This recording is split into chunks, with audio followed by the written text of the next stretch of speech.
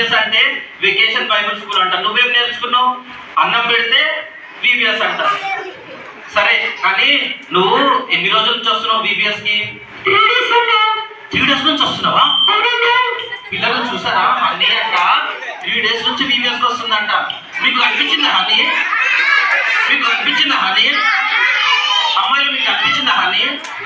నువ్వు దేవుని మందిరంలో ఉన్నావు. నిజం చెప్పు, నువ్వు 3 రోజులు విబిఎస్ నుంచి వస్తున్నావంట. మా పిల్లలకి ఒక్కసారి కూడా నువ్వు కనిపించలేదంట. నువ్వు ఎక్కడ కూర్చున్నావు 3 రోజులు? ఫస్ట్ లైన్ లో కూర్చున్నావా? ఫస్ట్ లైన్ లో అక్కడ అంకుల్ కూర్చున్నాడు.